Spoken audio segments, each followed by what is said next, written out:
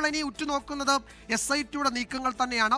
SIT അതിൻ്റെ ഇടക്കാല report ഈ ഹൈക്കോടതി റീഓപ്പൺ ചെയ്താൽ ക്രിസ്മസ് അവധിക്ക് ശേഷം വീണ്ടും തുറക്കുന്ന സമയത്ത് ആ ഇടക്കാല റിപ്പോർട്ട് ഹൈക്കോടതിയിൽ നൽകാൻ പോകുന്നുണ്ട്. ആ റിപ്പോർട്ടിൽ എന്തൊക്കെയാണ് SIT പറയുന്നത്, സൂചിപ്പിക്കുന്നത്?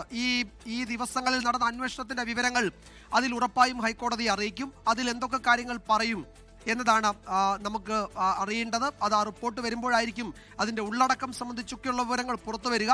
അത് പരിശോധിച്ച് കോടതി ആവശ്യമെങ്കിൽ കൂടുതൽ ഉത്തരവുകൾ നൽകുകയും ചില നിർദ്ദേശങ്ങൾ നൽകുകയും ഒക്കെ ചെയ്യും. നേരത്തെ ഈ ജാമ്യ ഹർജി പരിഗണിച്ച ജസ്റ്റിസ് ബദറുദ്ദീൻ്റെ ബെഞ്ചാണ് അന്വേഷണം ഇഴഞ്ഞു നീങ്ങുന്നു, അല്ലെങ്കിൽ അന്വേഷണത്തിലെ അറസ്റ്റ്, പ്രതിചേർക്കൽ, കസ്റ്റഡി തുടങ്ങിയവയിൽ SIT വിവേചനം കാട്ടുന്നു എന്നൊക്കെയുള്ള സംശയം പ്രകടിപ്പിച്ചത്.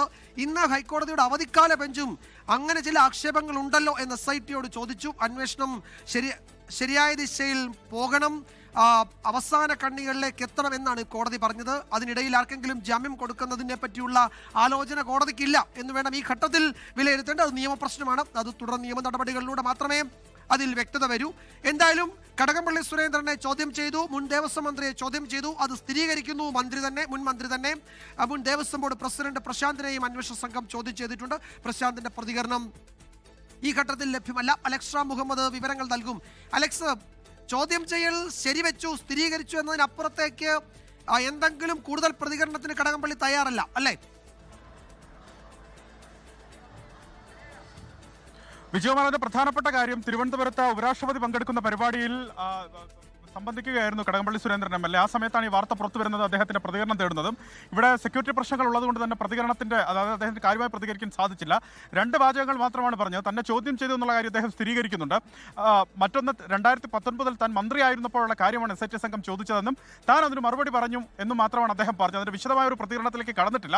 ഇതിൽ ഏറ്റവും പ്രധാനപ്പെട്ട കാര്യം നേരത്തെ സൂചിപ്പിച്ചതുപോലെ CPM-നെ സംബന്ധിച്ച് നിർണായകമാണ്. കാരണം പത്മകുമാർ, N വാസു തുടങ്ങി CPM നേതാക്കളിൽ നിന്ന് അത് മുൻ മന്ത്രി കൂടിയായ കടകംപള്ളി സുരേന്ദ്രൻ കൂടി എത്തുന്നു, ആ ചോദ്യം ചെയ്യൽ എത്തുന്നു എന്നുള്ളതാണ്. പ്രതിപക്ഷത്തിന്റെ പ്രധാനപ്പെട്ട ആരോപണങ്ങളിൽ ഒന്നായിരുന്നു ഈ ഉണ്ണികൃഷ്ണൻ പോറ്റിയുമായി ഈ മുൻ ദേവസ്വം മന്ത്രി കടകംപള്ളി സുരേന്ദ്രന് അടുത്ത ബന്ധമുണ്ട് എന്ന് പ്രതിപക്ഷ നേതാവിന്റെ തന്നെ ആരോപണം ഉണ്ടായിരുന്നു. പ്രതിപക്ഷ നേതാവിനെതിരെ വക്കീൽ നോട്ടീസ് അടക്കം കടകംപള്ളി സുരേന്ദ്രൻ അയച്ചതാണ്. അതങ്ങനെ കോടതി വ്യവഹാരത്തിൽ ആ ആരോപണം നിലനിൽക്കുകയും ചെയ്യുന്നുണ്ട്. അതങ്ങനെ നിലനിൽക്കുന്നു. അത്തരത്തിൽ തെറ്റായ ആരോപണം നടത്തിയ പ്രതിപക്ഷ നേതാവ് VD സതീശൻ മാപ്പ് പറയണം. അതല്ല എങ്കിൽ താൻ തന്റെ നിയമ നടപടികൾ കടുപ്പിക്കുമെന്ന് കടകംപള്ളി സുരേന്ദ്രൻ നേരത്തെ വ്യക്തമാക്കിയിരുന്നു.